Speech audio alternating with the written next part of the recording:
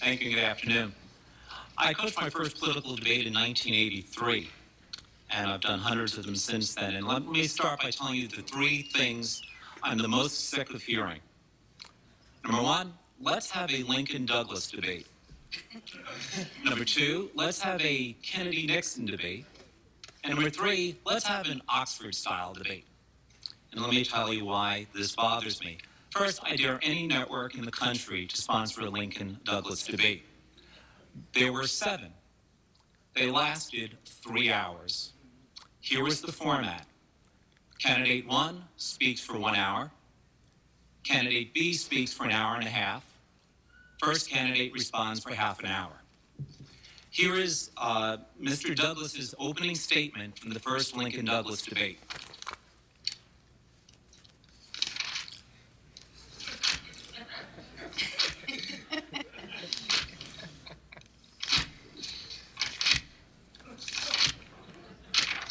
That was also Jack Kemp's opening statement from the Vice Presidential debate. Don't laugh too much, the audience had to stand. Then I'm sick of let's have a Nixon-Kennedy debate. Because here is the format for 2 of the 4 debates. Opening statements of 8 minutes per candidate. There were then approximately only 4 questions. Each candidate had 2 1/2 minutes to respond, followed by a 3-minute closing statement. We've never had an opening statement or a closing statement more than 2 minutes or an answer in excess of 2.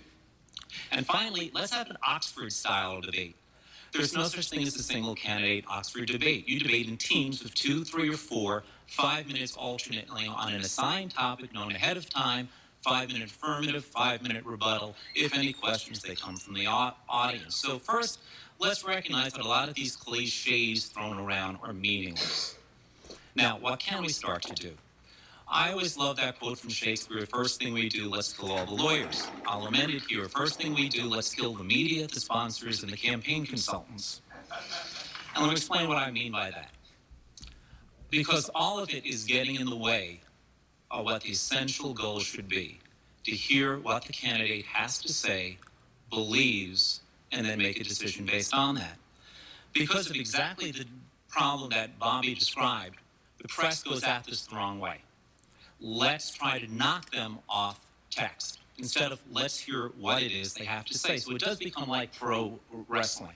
We know it's choreographed, but let's see if they put on a good show, and who knows, maybe somebody really will get hurt this time around. The problem with the media questions I hear is they fall into 3 categories. Number 1, gotcha. Let's see if we can ask a question you can't answer. Number 2, specifically from journalists who have their own show, let me use this opportunity to ask you the question I would have asked you if you came on my show, but you've always refused to come on my show. And if any of you saw the Hillary Clinton, Rick Lazio, Jim Russert debate, that's what you saw there. Or finally, let's see if there's some way we can push the candidate off message. The problem is we never address the essential question. What is it that the candidate truly has to say? And we fall into a catch-22. In an effort to really get at substance, the press's reaction as moderators is let's give them less time and make the questions more specific. You got it backwards. The way to truly hear substance is to make the questions less specific and give the candidates more time. I will guarantee you most candidates will run out of the stock answer after about 2 minutes. And then we will start to hear substance. And if they keep repeating the same thing over and over again, you will hear that, and as voters, you will make your decision. Let me give some constructive advice to the journalists out there who end up being panelists. I will give you the 2 most devastating follow-up questions that can be asked. What do you mean by that? And why? I'd love to see a debate that were focused around that. A completely open-ended debate with lots of time would let you see what the candidate could talk about, couldn't talk about, and what they decided to devote more time to talk about. And I think that's where it'll start to emerge. Let me make a couple other quick suggestions. I would like to suggest that we ban all sports analogies from the reporting of political debates. Let us specifically outlaw the following words. He hit a home run, she struck out, No one landed any punches. They won on points. They backpedaled and let us especially knock out knockdowns and knockouts. Next, let us ban journalists from the site, specifically from the spin room. Why? Why not have the journalists who are reporting on these debates watch it the way you watch it, at home, alone, or with a friend? The problem is you put a couple hundred of them, or at a state debate, 20 of them in the same room, and you get a room that has the dynamic halfway between the front page and Gladiator. You then have the what did you think, what did you think, and by the time the debate is end, you have a herd mentality. It's all about this. I have several friends who are movie reviewers, and several of them will make a very good point. Never watch the movie in an audience, because you then pick up the reaction from everyone else. Watch it yourself. What is your reaction? React to that. I think that would be a very interesting dynamic, and that would allow us to do something else I'd like to suggest we ban, which is interviewing campaign consultants and press spokespeople after the debate. Of what use is it to go to Mary Madeline and ask, what did you think of Dick Cheney's performance? And of what use is it to go to James Carville and ask, what did you think of Al Gore's performance? Now, it's not like college basketball coaches. Go to them at halftime, what do you think? Oh, my team is awful, they're cold, they need heart, I don't know what the hell's wrong with them. I've never heard Madeline say, I don't know how many times I've told Cheney he can't do that. God, he's dumb, why is he doing that? Well, if we're not going to let's just save everybody the time, Now, let me not exclude us from the, on voting day, you're not allowed to have electioneers within, I guess, the block of the polls. Why not keep campaign consultants and people like me at least a block away from the side of the debate? Let's have the candidates show up alone. Matter of fact, maybe we could film it like the Oscars. We film them coming, so we can see they really are coming alone. And get the circus atmosphere out of this. One of the things, quite seriously, may I tell you, I really hate are the gauntlets we force candidates to walk through to these debates. I don't know how many of you have seen them. I'm sure you have.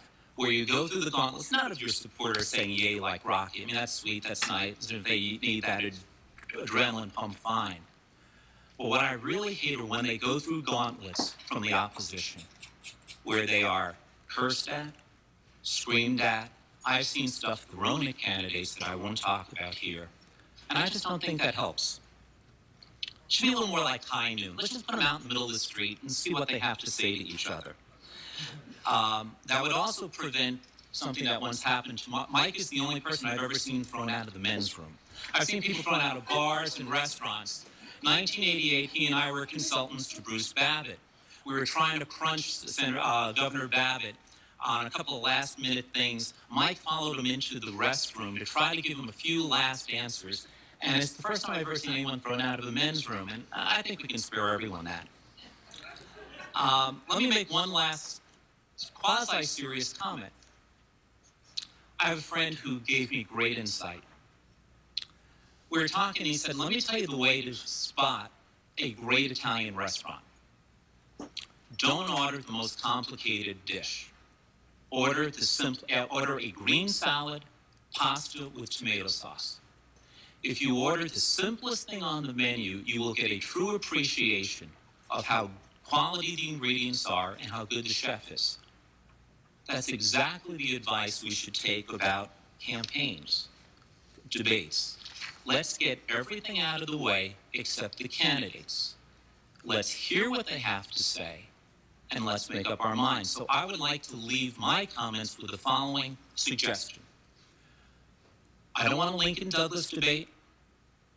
I don't want a Kennedy-Nixon debate. I want a Spassky-Fischer debate, named after Boris Spassky and Bobby Fischer, the two great chess players.